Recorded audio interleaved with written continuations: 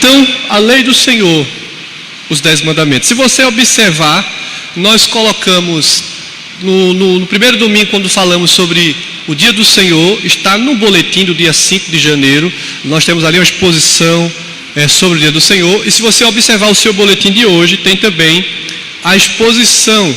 Aqui nós temos alguns detalhes que não temos na apresentação e outros a mais. Então, no boletim você tem aí uma exposição da lei do Senhor. É uma síntese, claro que a lei do Senhor ela é bastante exaustiva, o estudo dela, mas eu quero me deter apenas para falar sobre os 10 mandamentos. E nós temos desafio aqui de o quê? De quantos minutos? Olha, só temos 40 minutos. Vou deixar aqui a Bíblia por causa do espaço. Então, meus irmãos, será que você se imaginaria viver no mundo sem leis, sem regras, sem normas? Então a gente vai ver que as leis que existem no mundo, ela tem um princípio norteador.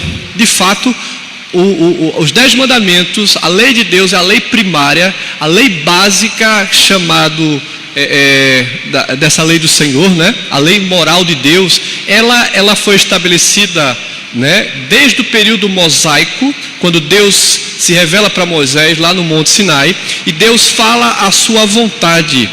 E a gente vai observar aqui que a lei do Senhor, ou os 10 mandamentos, é a lei moral de Deus, que ela é aplicada à nossa vida até a volta de Cristo. A gente vai observar aqui que muitas pessoas dizem que os mandamentos não são mais aplicados, porque faz parte da antiga dispensação, da antiga aliança, que ela foi substituída pela nova dispensação, ou pelo Novo Testamento em Cristo. O fim da lei é Cristo, então nós não estamos mais sujeitos à lei. Será que isso é verdade? Então a gente vai observar nessa manhã, permitindo Deus, exatamente que a lei de Deus, a lei moral de Deus, ela permanece. Foi isso que o Senhor Jesus também aplicou quando ele fala lá sobre o Sermão do Monte.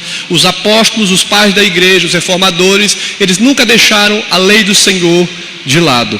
A gente sabe que são 3 leis que Deus estabeleceu. 3 leis divinas: a lei cerimonial, a lei civil e a lei moral.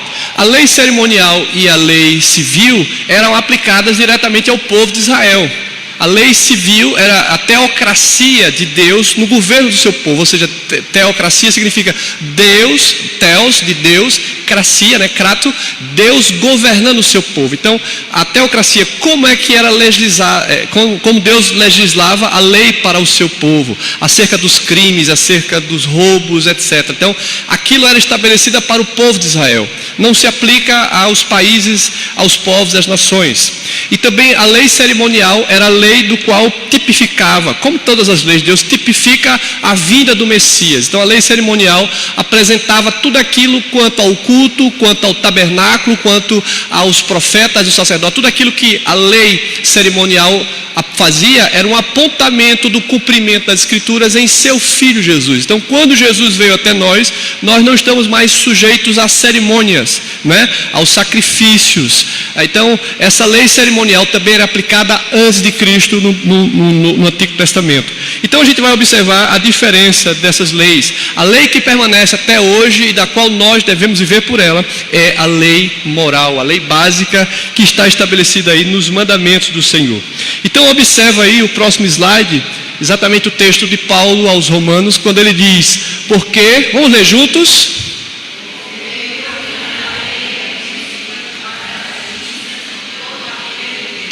O fim da lei é Cristo para a justiça de todo aquele que crê.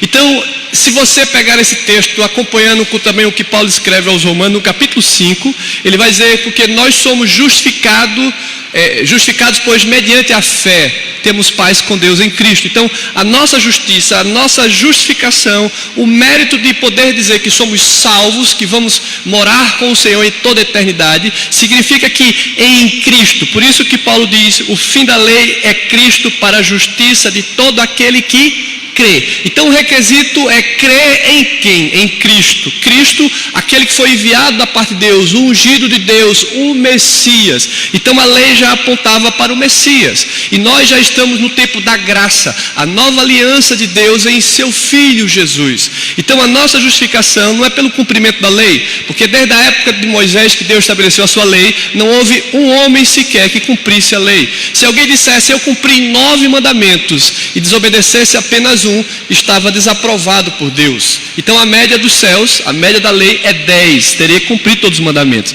E se você não consegue cumprir os mandamentos, então você logo precisa de um mediador, daquele do qual Deus enviou para nos resgatar do pecado. Então Jesus, quando ele veio à terra, ele está ali cumprindo a profecia messiânica do Salvador, do Messias, aquele que viria dos céus.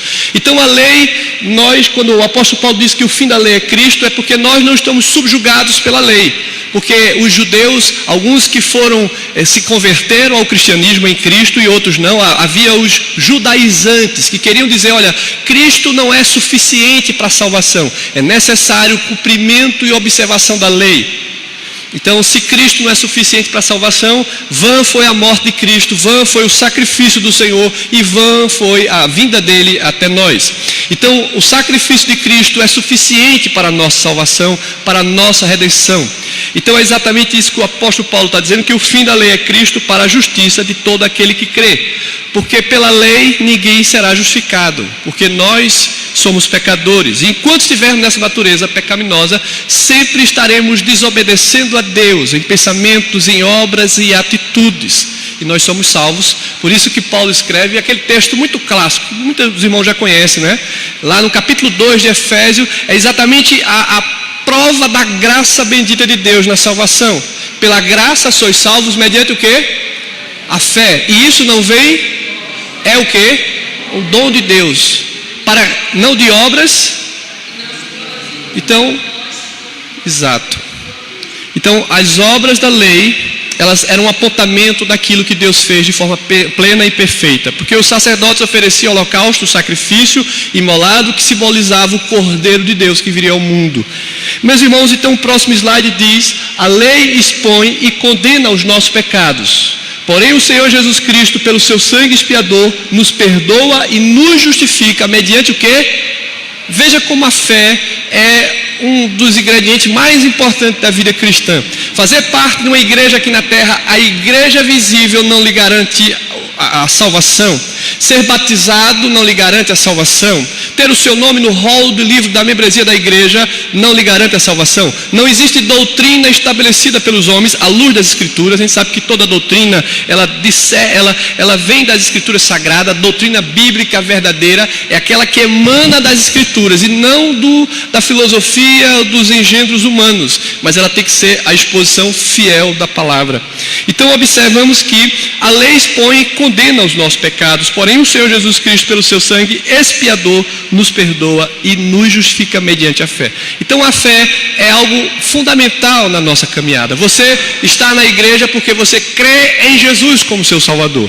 Você pode estar na igreja porque você acha um ambiente muito bom, um ambiente religioso, social, de pessoas que falam uma linguagem santa, boa, mas isso não é suficiente para a vida eterna. É necessário crer em Jesus, confessar os seus pecados. É necessário que o Espírito Santo habite na nossa vida, não é? Aquilo que o Senhor Jesus fala para Nicodemos, um homem conhecedor da lei. Jesus disse que era necessário o quê? Nascer de novo. A regeneração. Antes do batismo deve ocorrer a regeneração, a transformação, a renovação da nossa vida através da ação de Deus. Então a salvação de fato não é algo que eu e você podemos conquistar por qualquer coisa que venhamos a fazer, por obras, por boas obras assim ditas pelos homens, mas é um ato da graça bendita dos céus. Ou seja, eu e você, por mais que nós nos esforcemos, não há um sinergismo, uma participação minha para obter os céus. É necessário a graça bendita. É Deus, pela sua misericórdia, que intervém em nossas vidas. E nós sabemos que quando Deus enviou o seu Filho Jesus, Ele é o Paráclito, Ele é o advogado, é aquele que intercede por nós. Então, a lei expõe, condena, porém o Senhor Jesus, pelo seu sangue, nos perdoa e nos justifica. Então, o que é que nós vamos ver, o objetivo da aula de hoje sobre os mandamentos? Após esta aula, o aluno deverá estar apto para conhecer o propósito sobre os 10 mandamentos, compreender o conceito de cada mandamento. Resumidamente, a gente vai falar aqui o que significa, ou pelo menos não o que significa, mas expor cada mandamento e saber que os 10 mandamentos referem-se à relação do homem com Deus e com o seu próximo. Isso é algo que nós vamos ver ao longo. Nós vamos ver que dos 10 mandamentos, os primeiros 4 mandamentos, eles referem-se ao nosso relacionamento diretamente com Deus. Como o homem deve se relacionar com Deus? Qual é o pré-requisito primário da nossa vida para com Deus? E do mandamento 5º ao mandamento 10º é o nosso relacionamento com o nosso próximo. Então, os mandamentos apresentam um relacionamento vertical com Deus e um relacionamento horizontal com os irmãos. Então, o próximo slide, nós vamos ver aqui, deixa eu só ajustar. Só uma coisinha aqui que eu me esqueci de ajustar. Então, hoje estudaremos uma síntese do que concerne os 10 mandamentos que foram entregues a Deus, a Moisés. Então veja que Deus entregou a sua lei ao seu profeta, aquele que Deus escolheu para ser o que iria conduzir o seu povo. A gente sabe que a teologia chama Moisés de um tipo de Cristo, aquele que Deus levantou para conduzir o seu povo na sua palavra, na sua vontade. Ele também foi aquele que Deus levantou para libertar o seu povo do jugo do inimigo. Nós sabemos que essa lei aqui de Deus apresenta exatamente quando o povo, depois de ser liberto da escravidão do Egito, nós conhecemos a história relatada lá em Gênesis, aí o povo agora tem esse compromisso. Deus estabelece a sua aliança com o seu povo. O Antigo Testamento é chamado de aliança de Deus. Então muitos pensam que os preceitos morais da lei foram somente para o Antigo Pacto, ou seja, é o que muitas pessoas alegam. Olha, o Antigo Testamento, ou seja, de Gênesis até Neemias, que são quantos livros? 85, não é isso? De Gênesis a Neemias? Oi? 85, 82? Quantos livros são no Antigo Testamento? Na primeira aliança de Deus? 230? Oi? 37, 39, quem dá mais? São? Não, a primeira aliança, o Antigo Testamento, são quantos livros da lei? 27, do Antigo Testamento? 39, alguém dá mais? Então, a primeira aliança, a lei de Deus são os 39 livros, de Gênesis até Malaquias, certo? Isso. Certo. Então, é porque para muitas pessoas, todo o Antigo Testamento não tem mais nenhuma aplicação para a nossa vida. Porque foi coisa antes de Cristo. Da lei para o povo de Israel, não se aplica aos nossos dias. E nós precisamos entender que a lei moral, porque a lei moral, ou os 10 mandamentos de Deus, é o resumo de toda a obra de Deus. Se você lembrar das palavras de Jesus, que toda a lei e os profetas se resumem em quê? Ele pegou toda a lei e os profetas, digamos os 39 livros, não é? Ou poderia pegar também aqui a lei moral de Deus, que são os 10 mandamentos. Ele resumiu em 2 mandamentos. Alguém lembra quais foram? Peraí, amará quem? A Deus sobre todas as coisas. Certo. Amar a Deus todo o teu coração, todo o teu entendimento, não é? E o segundo mandamento semelhante a esse, amarás a teu. Olha só, quando a gente diz que ama a Deus, e Ele é a minha razão de viver, o meu sentido de vida, e deixo de amar o meu irmão, que se relaciona comigo, que eu vejo, que eu toco, e quando eu deixo de amar, quando eu trato mal, quando eu observando a lei, né? Se você pega lá do 5º até o 10º mandamento, quando eu cometo algum dessas quebras de mandamento contra o meu próximo, eu não estou sendo obediente a Deus em amar o meu próximo.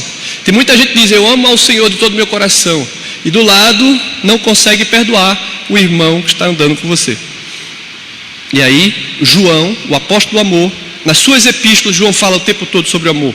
E na primeira epístola de João, no capítulo 1, no capítulo 2, ele fala, aquele que diz que ama a Deus e odeia o seu irmão, é mentiroso.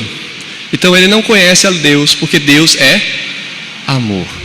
Então a essência da nossa vida cristã é aprender a amar a Deus e amar o próximo. E nós só conseguimos fazer isso não por um esforço meu e seu, mas pela obra da graça. O Espírito Santo regenera o coração e nos faz amar. Então veja, todavia, ainda lendo aqui o finalzinho, todavia Jesus ressaltou no Sermão do Monte que os preceitos morais, a lei de Deus, os 10 mandamentos, são eternos, imutáveis e por isso precisamos o quê? Conhecê-los. Imutáveis significa o quê? Não muda. A palavra de Deus é a mesma. Os mandamentos do Senhor devem ser aplicados à nossa vida. E é isso que nós vamos ver. O próximo diz assim, ó, o decálogo. Que palavra tão difícil, né? Mas o decálogo significa, o termo literalmente significa 10 enunciados ou 10 declarações. Então, o que Deus anuncia? As 10 declarações de Deus ao seu povo. Os 10 enunciados para o coração do seu povo.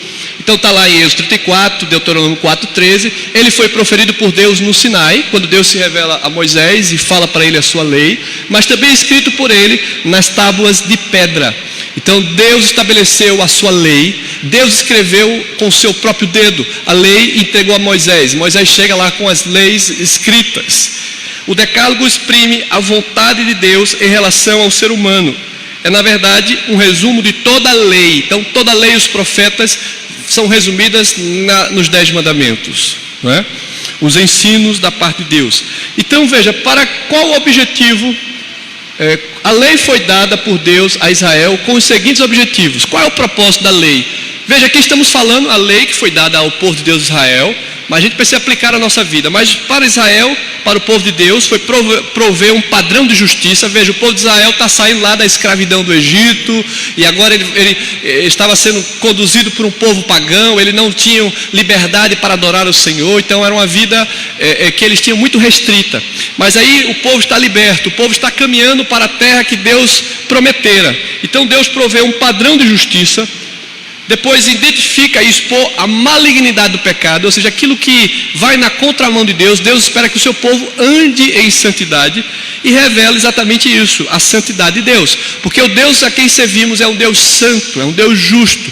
E se você lembra do Salmo 19, os versos, Salmo 19 tem, deixa eu pegar aqui. Abra aí a sua Bíblia no Salmo 19, por favor, rapidamente. E lembrando das palavras do salmista acerca da lei do Senhor. O Salmo 19, ele faz a revelação de Deus através da sua palavra, que é chamada revelação especial, e faz a revelação de Deus em toda a obra da criação. Mas observe acerca da lei o que diz o Salmo 19. Salmo 19 diz, a partir do verso 7. Quem pode ler aí? Vamos ler juntos, todos? A lei do Senhor é perfeita, restaura a alma. O testemunho do Senhor é fiel e dá sabedoria aos simples. Os preceitos do Senhor são o quê? Retos e alegram o coração. O mandamento do Senhor é puro e ilumina os olhos. O temor do Senhor é límpido e permanece para sempre. Os juízos do Senhor são verdadeiros e todos igualmente justos. E por aí vai. Então, aqui no Salmo 19, ele faz a maior apologia acerca da revelação de Deus na sua palavra. A revelação de Deus, ele começa no primeiro verso, até o verso 6, mostrando que os céus proclamam a glória de Deus. Então, quando nós olhamos para toda a obra do vasto universo, é obra de Deus. Deus criou todas as coisas. Então, por si só, nós vemos a mão de Deus. Mas essa revelação, ela não é oral, ela não é verbal, ela não fala. Nós vemos com nossos olhos. Então, Deus deixou a sua palavra como revelação especial, escrita, para que nós conheçamos. Então, a revelação da palavra de Deus mostra a santidade do Deus a quem nós servimos. Então, fazer parte da igreja, irmãos, é um compromisso, é algo que você deve ter temor. Como diz o livro de sabedoria, no capítulo 1, verso 7. Provérbios 1,7 diz que o princípio da sabedoria é o quê? O temor ao Senhor. E nós vamos ver esse mesmo verso nos salmos escritos, o temor a Deus. Então, estar na casa do Senhor é o primeiro motivo para você agradecer. Senhor, te louvo pela tua graça e a tua misericórdia de fazer parte da tua casa, da tua família. O próximo slide vai mostrar quais são os objetivos desse concerto divino. Prover um padrão de justiça para o seu povo. A lei entregue pelo Senhor a Moisés é um padrão de moralidade para o caráter e a conduta do homem, um padrão, modelo. padrão de conduta para o seu povo. Ou seja judeu ou gentio. O povo de Israel tem um padrão de Deus. Os gentios que foram alcançados pela graça, aí na nova aliança, né?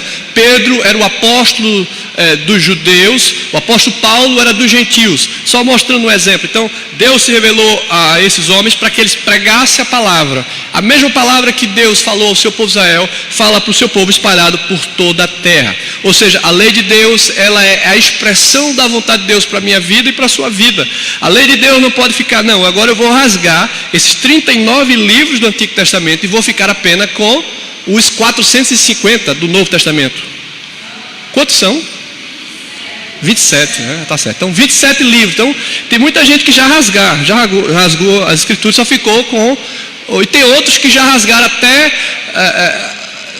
só ficou com os evangelhos, né? Mateus, Marcos, Lucas e João. Já não mais também segue as epístolas, os escritos dos apóstolos. Então, observe o seguinte.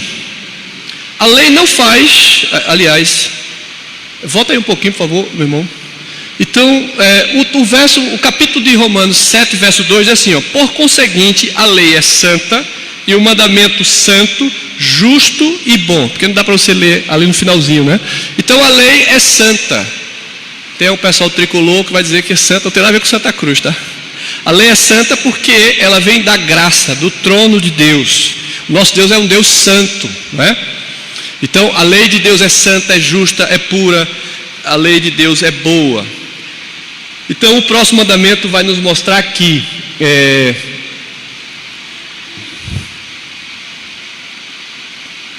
Os objetivos do conserto divino, da palavra de Deus, é identificar e expor a malignidade do pecado. Então a gente tem que entender o seguinte, que a lei aponta para a nossa natureza caída. Depois que Adão e Eva desobedeceram a Deus, as consequências do pecado.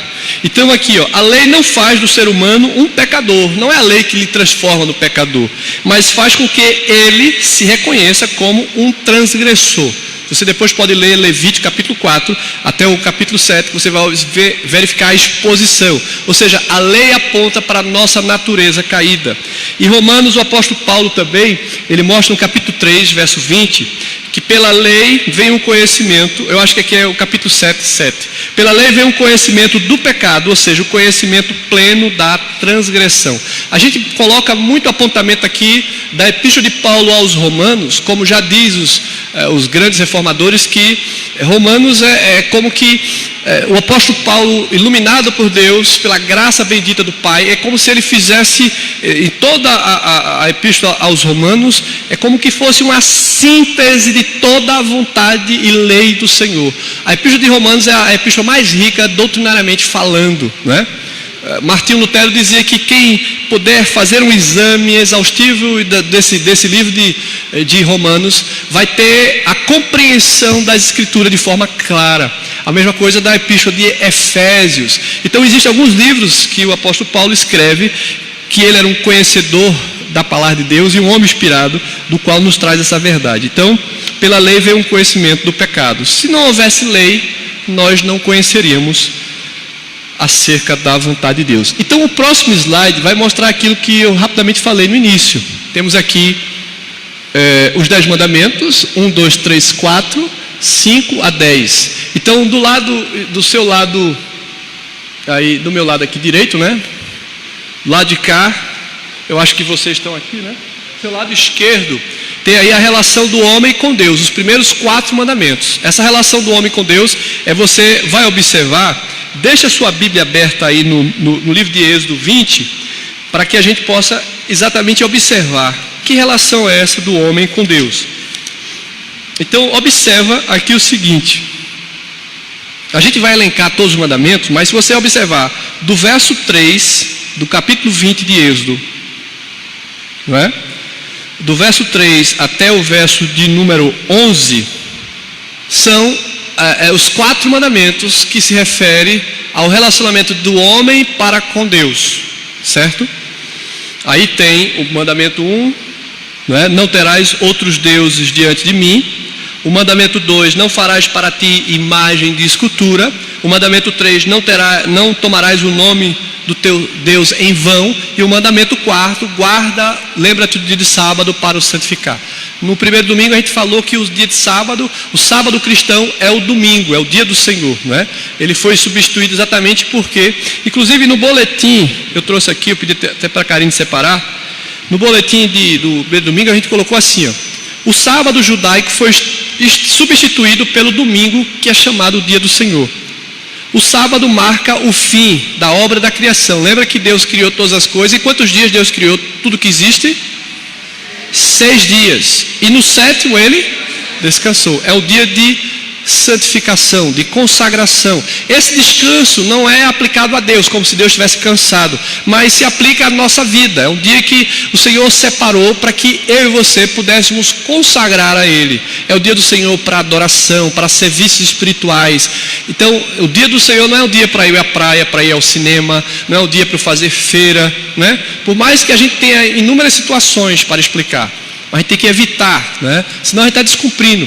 Mas é claro, alguém já disse, pastor, mas eu trabalho numa empresa que eu sou obrigado a trabalhar no domingo. Então, cada situação, né? Aí a pessoa tem que orar, né? Pedir, Senhor Deus, né? Isso é questão de fé, e pedir a Deus, Senhor, que eu possa trabalhar apenas 6 dias, para que no 7º dia, para que no dia do Senhor eu possa descansar.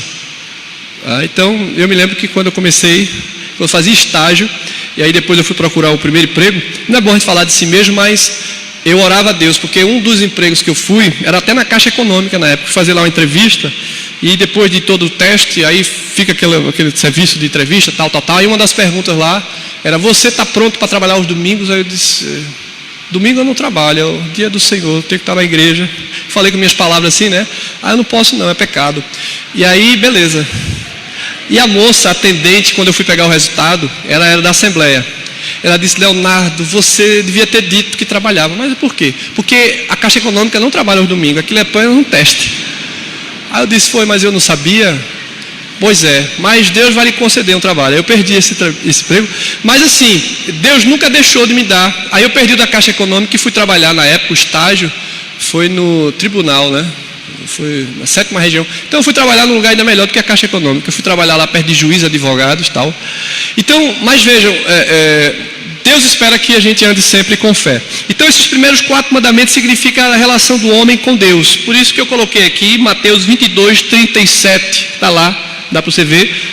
Amarás o Senhor teu Deus de todo o teu coração, de todo o teu entendimento, toda a tua alma, com todo o teu entendimento. Então, esses mandamentos é demonstrar amor a Deus. E os outros 5 mandamentos, né? Honra teu pai e tua mãe, é o 5º mandamento.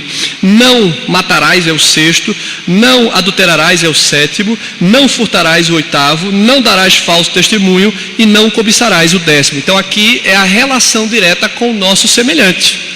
Então, todas as vezes que eu cometo algum dos pecados, do mandamento 5 até o mandamento 10, eu estou pecando contra quem?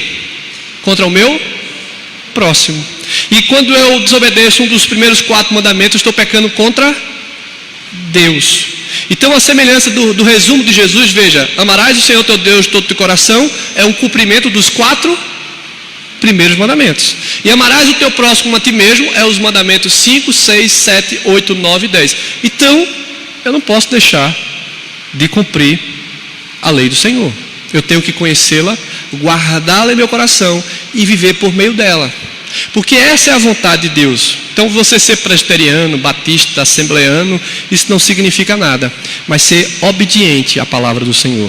Ser observante dos seus estatutos, dos seus preceitos. Andar em conformidade com a sua vontade. Porque igreja na terra nenhuma, pastor nenhum, seja lá quem for, salva ninguém. Só quem salva é Cristo. E Cristo é o fim da lei. Jesus Cristo é o cumprimento da lei. Ele cumpriu a lei e espera que o seu povo ande por ela. E nós vivemos pela graça. Porque se alguém pecar, temos um advogado junto ao Pai que intercede por nós. Quem é esse advogado? Jesus. Então pecar significa reconhecer o erro, pedir perdão e voltar para o caminho certo. Então o próximo slide vai mostrar, e eu já tenho que passar, né?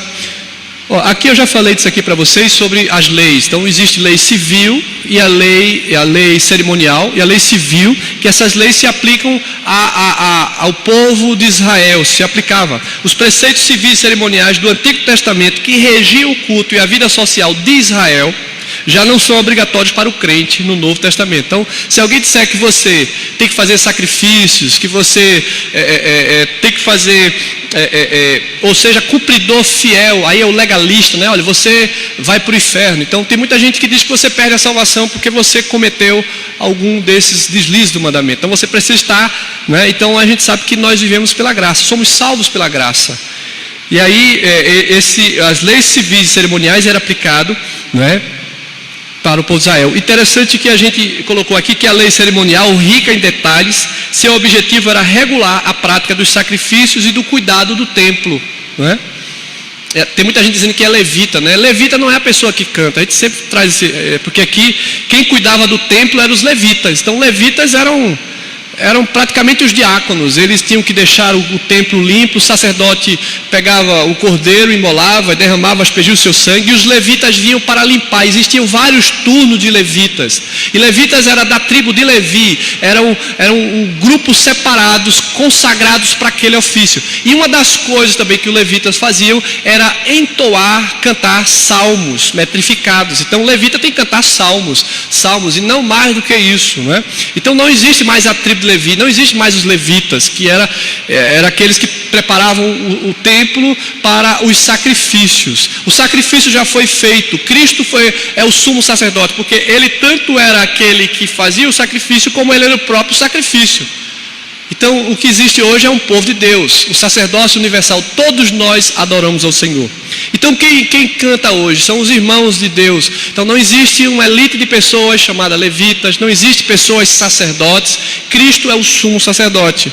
Nós não estamos mais nesses rudimentos da lei que foi aplicada como apontamento, né? Ele bota aqui o seu caráter tipológico apontando para o Messias.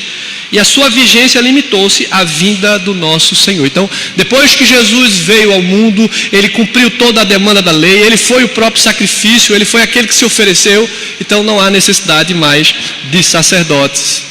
Então, nós todos somos o povo de Deus, que somos separados. E rapidamente agora, eu tenho que... São 10 horas, eu tenho 15 minutos, né? Então, agora nós vamos para os 10 mandamentos. A gente fez aquela exposição. Então, o primeiro mandamento: não terás outros deuses diante de mim. Aqui, rapidamente, eu vou fazer só um apontamento dos 10 mandamentos. Então, não terás outros deuses diante de mim. Está lá, como a gente viu já, Êxodo capítulo 20, verso 3. Neste primeiro mandamento, Deus se revela como o único e verdadeiro Deus. Quem é o seu Deus? Alá, Maomé, Buda, sei lá quem, um personagem aí que aparece de vez em quando. Naquela época, havia entre as nações falsos deuses. Um bom exemplo disso é o Egito, onde o povo de Israel estivera por 430 anos. Então, no Egito, em todos os países, haviam vários deuses, não é? Mas o povo de Israel recebeu a revelação divina. Deus escolheu aquele povo para ser o seu Deus e ele ser o seu povo. O Deus a quem servimos é um Deus, como lemos no Salmo 19, lembra? Nós lemos a parte segunda, né? A lei do Senhor. Mas se você observar, o início do Salmo 19 mostra o Deus que se revela em toda a obra da criação. Então, o nosso Deus é o Deus criador dos céus e da terra. Essa chamada revelação geral. Tudo o que existe é obra das mãos de Deus. E depois Deus se revela ao seu povo através da sua lei, a sua palavra, as escrituras, os mandamentos. Então, Deus se revela na obra da criação, chamada revelação geral, e Deus se revela na sua palavra, que é chamada de revelação especial, a sua lei. Então, quem é o nosso Deus? O Deus criador dos céus e da terra, o Deus revelado nas escrituras. Aí o próximo mandamento diz que, esse primeiro mandamento diz: não terás outros deuses diante de mim. Nossa adoração e o nosso culto deve ser dirigido somente ao único Deus verdadeiro. Quem é o seu Deus? Não devemos cultuar anjos. Anjos não são seres divinos, anjos são seres celestiais. Deus criou os anjos, assim como Deus criou os seres humanos, né? Deus nos fez um pouco menor do que os anjos, mas só existe um Deus. É o Deus triuno, o Deus Pai, o Deus Filho e o Deus Espírito Santo. Há um mistério desse Deus, o Deus único em 3 pessoas. Então nós só adoramos ao Deus eterno. Nós também não devemos adorar homens. Tem pessoas que não percebem, mas idolatram homens, seguem homens, e aquele homem é o Deus na terra. Como algumas religiões também colocam pessoas como personagens dignos de adoração, que eles dizem que não é adoração, mas é veneração, e se você observar não muda muito mais, se prostrar diante de homens e mulheres que porventura fizeram alguma obra. Se nós fazemos obras, é pela graça de Deus, não é pelos nossos méritos, nós somos apenas instrumentos nas mãos do oleiro. Lembra de Paulo e Pedro? Não foi eles que estavam andando e fizeram um grande prodígio? Os homens queriam levantar como deuses, eles rasgaram as vestes, dizendo: nós somos homens iguais a vocês, sujeitos aos mesmos falhos, pecados. Então não existe ninguém na terra digno de adoração. Por isso que depois o outro mandamento vai dizer que a gente não deve fazer também imagem de escultura. Então não devemos adorar anjos, homens ou quaisquer símbolos. O primeiro mandamento da lei, reafirmando no Novo Testamento, foi a respeito da adoração somente a Deus. Tem alguns textos aí que depois, se desejar, eu posso disponibilizar esse material para você ler, porque tem várias referências do texto bíblico para quem quiser depois dar uma lida. O próximo slide, o resumo do mandamento é: não terás outros deuses diante de mim, está no verso 3, trata a respeito da adoração somente a quem? A Deus. Então não tem o anjo tal, a anja tal, o santo tal ou ninguém. Eu não devo me prostrar a ninguém exceto a Deus. E como é que nós vamos reconhecer a esse Deus? O segundo mandamento diz: não farás o quê? Para ti imagem de escultura. Está no verso 4 a 6 de Êxodo. Deus proíbe terminantemente o uso de imagens idolátricas ou ícones, né, de pessoas, de objetos, de animais. Você sabe que em alguns países o rato, o boi, né, a serpente e outros bichos são adorados, e outras pessoas, e outros símbolos, imagens. E a palavra de Deus aqui é muito clara.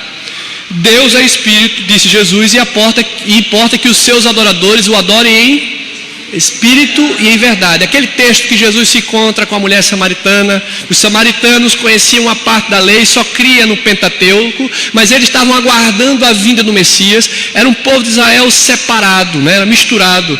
Mas aí Jesus se revela para aquela mulher e diz: olha, se souberas quem fala contigo, ele te daria água à vida. E aquela mulher: quem és tu? É maior do que o nosso pai Abraão. Então aí Jesus se revela para ela exatamente que ele é o Deus eterno, ele é o Messias. E esse Deus que ele diz, nosso Deus é o Deus em espírito, e nós devemos adorar em espírito e verdade. Que são esses que Deus procura, disse Jesus lá, né? Então, não há como adorar a Deus por meio de imagem. Tem umas fotos, as imagens que o pessoal faz de Jesus, né? Se você observar os filmes, Jesus está com olhos azuis, tem uns que é loiro, né? Forte, bonitão, né? Aqueles personagens bem cinematográficos, né? E se você olhar para o povo judeu é um pouco diferente.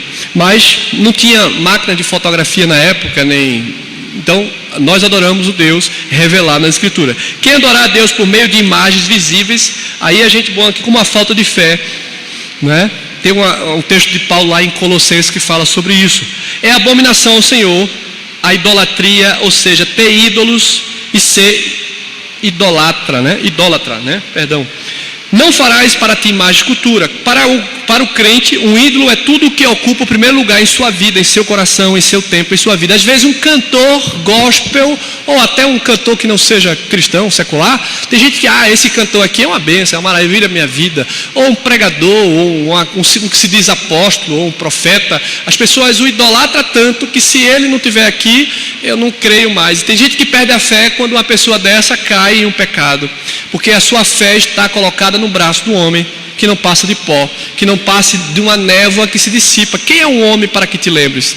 Então nós adoramos o único Deus, não há homens. Há muita gente na igreja se arruinando espiritualmente por causa dos ídolos do coração. Pessoas que seguem imagens, homens. Nós precisamos seguir apenas as Escrituras. Então o que é que esse ídolo pode ser? Tem gente que tem a riqueza como ídolo. As riquezas, né, são a sua muralha, a sua fortaleza. A busca pela grandeza, pelo sucesso, pela fama. Tem gente que acha que a fama, o sucesso é uma coisa que é prioridade na sua agência. Então se torna um ídolo. Outros, a busca do prazer desenfreado. Então as pessoas procuram os prazeres desse mundo como fosse a coisa final da vida. Então nada dessas coisas completa a nossa necessidade. Precisamos ter apenas a Deus para adorar. E nós não podemos deixar que o nosso coração tenha ídolos. Então, o mandamento 2, não farás para ti imagem de escultura, que está lá no verso 4 a 6, proíbe terminantemente o uso de imagens idolátricas. Então, nós não nos prostramos diante de nenhuma imagem, né? Então, as igrejas reformadas, elas não têm imagem de pessoas, de ícones, né? Esses símbolos não tem nada a ver com adoração, mas significa. Então, nós adoramos o único Deus, Criador dos céus e da terra. O terceiro mandamento nos mostra: não tomarás o nome do Senhor teu Deus em vão. Êxodo 20, verso 7. O nome de Deus significa eu sou o que sou, Yahvé, o Deus soberano. O seu nome significa a sua divina natureza. Ele é o Deus eterno, ele é o Criador de todas as coisas, Ele é o sustentador de tudo, Ele não tem princípio de dias ou fim, Ele é Deus. Seu infinito poder, Ele é o Deus onipotente. Seu santo caráter. Então, quando nós falamos o nome de Deus em vão, estamos pecando. E a gente vai observar que não tomar o nome do Senhor teu Deus em vão, esse mandamento, portanto, diz respeito à santidade do Senhor, e tomar o nome do Deus Todo-Poderoso em vão é mencionado de forma banal. Muitas vezes as pessoas banalizam: meu Deus, o feijão queimou, né? Oh, Jesus, né? Então as pessoas falam o nome de Deus assim de forma banal, né? De forma profana, de forma secular e irreverente. O nome de Deus deve ser adorado, porque Ele é um Deus eterno, maravilhoso, santo, digno de louvor e adoração. Então eu não posso usar o nome de Deus em toda e qualquer situação, de forma que não seja para a sua glória, para o seu louvor. Então muitas pessoas, se deixa levar e quebra esse mandamento que foi dado por Deus ao seu povo, para que o seu nome seja de fato um nome de temor, de adoração. Então, o terceiro mandamento: não tomarás o nome do Senhor teu Deus em vão. Este mandamento, portanto, diz respeito à santidade do Deus a quem você serve, o Deus que lhe criou. Então, nós devemos ter o nome de Deus como um nome de santidade, de verdade, de justiça, de poder, e não usar de forma banal, de forma irreverente o nome do Senhor. Então esse é o terceiro mandamento que Deus deu ao seu povo. E o quarto mandamento, que também se relaciona ao nosso relacionamento com Deus, é: lembra-te do dia de sábado para o santificar. O sabate é o dia de descanso. Sábado não significa necessariamente que é o sétimo dia, mas é um dia de descanso. 6 dias Deus fez todas as coisas e no sétimo descansou. Então esse é o dia em que o seu povo deve separar tudo aquilo que eu faço nos outros dias. No dia do Senhor eu não devo fazer como trabalho, eu devo apenas fazer o exercício espiritual, vir à casa do Senhor para adorar, pregar o evangelho, evangelizar, visitar. Então tudo aquilo que se diz respeito ao exercício espiritual. O sábado era um dia de descanso e de adoração. O termo sábado vem do hebraico sabat, né? Cessar, interromper as atividades. A gente sabe que os fariseus, né?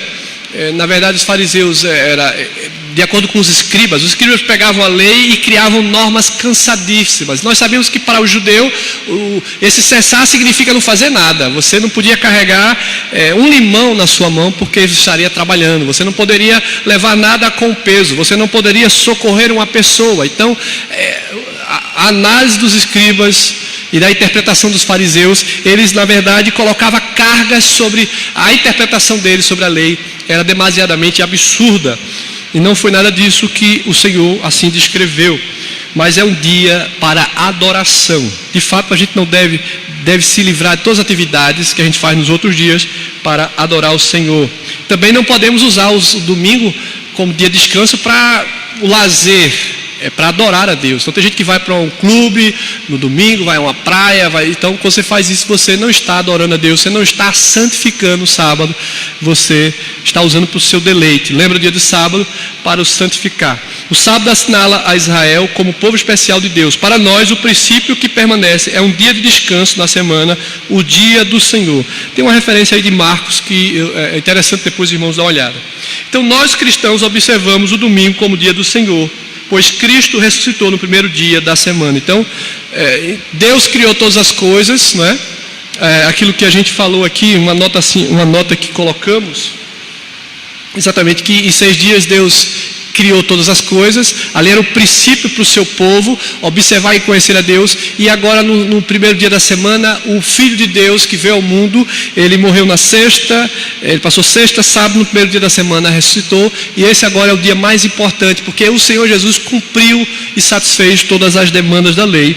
E esse é o dia do Senhor para a gente adorar. Então, o quarto mandamento para nós é exatamente o dia de descanso, o dia para o nosso benefício físico e espiritual, é o dia do Senhor para a consagração e para o temor do Senhor, para adorar a Deus. Então, agora a gente vai rapidamente eu vou precisar de quantos minutos? São 10:10, né? Tem mais 5 minutos. Faltam 6 mandamentos aqui, mas os demais, eles estão mais simplificados, porque agora passamos dos primeiros 4 mandamentos, que é o relacionamento do homem para com Deus, e agora nós vamos ver do 5º ao 10º mandamento, esse relacionamento para com o nosso próximo. Rapidamente diz assim, o 5º mandamento: honra teu pai e tua mãe. Tenho certeza que todos os filhos aqui fazem, praticam e entendem o honrar e respeitar e obedecer por amor à autoridade dos pais, com eles cooperar em tudo. É o primeiro mandamento, contendo uma promessa de Deus.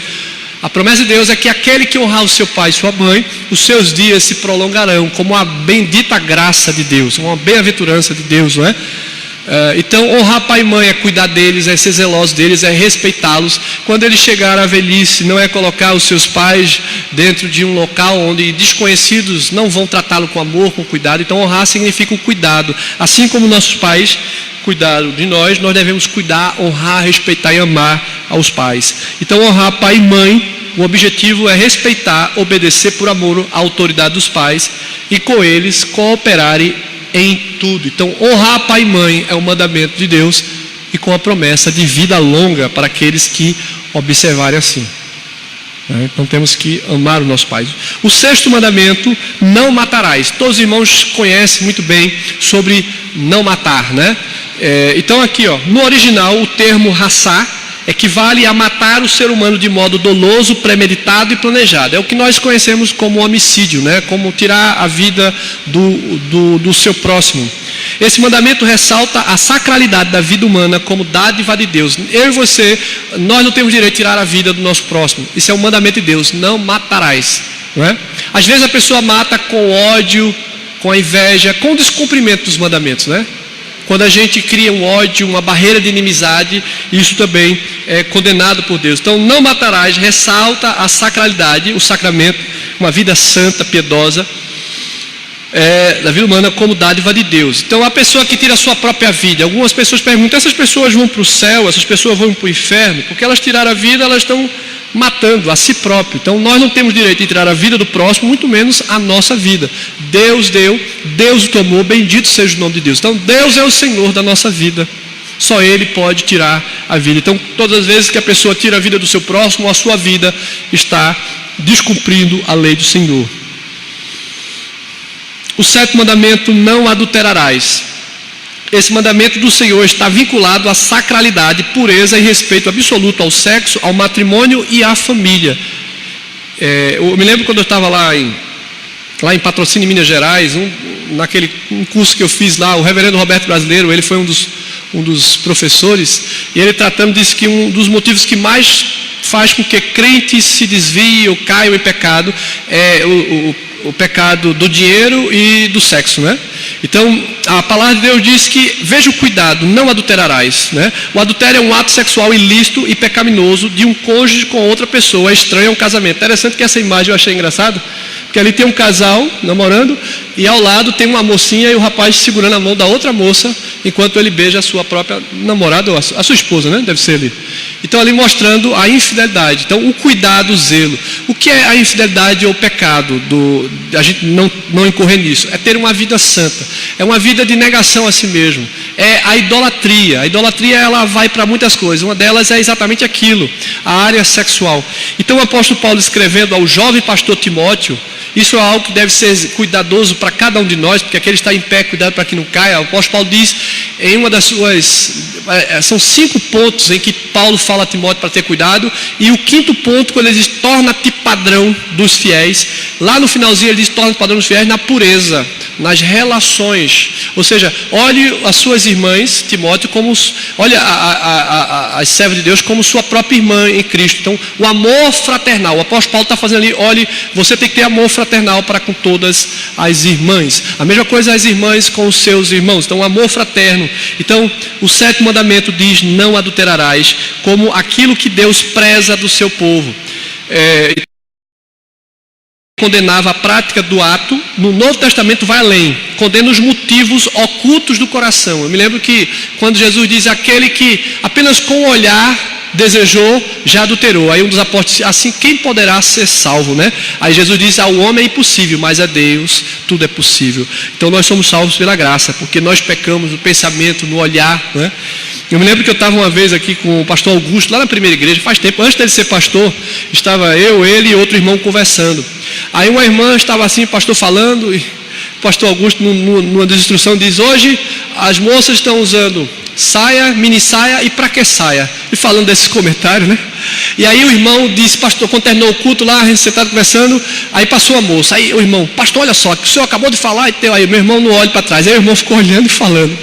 Aí então o que faz com que cedo o pecado é exatamente a partir do olhar, né? Então enquanto a lei condenava a prática, Jesus vai além, os motivos ocultos do coração que leva ao adultério. Portanto, mais que condenar o ato praticado, Deus espera que em todo o tempo dominemos os nossos desejos e nos submetamos ao domínio do Espírito Santo. É aquilo que Paulo diz lá em Gálatas 5, o fruto do Espírito. Então, ser cheio do Espírito, habitado pelo Espírito, é a única coisa que vai nos impedir de enveredar pelo caminho da iniquidade, do pecado. Então, não adulterarás, esse mandamento do Senhor está vinculado à sacralidade, pureza e respeito absoluto ao sexo, ao matrimônio e à família. Então, nós temos que ter muito cuidado e pedir a Deus misericórdia e graça para que possamos ter uma vida de santidade. E o 8º mandamento, já estamos terminando, não furtarás.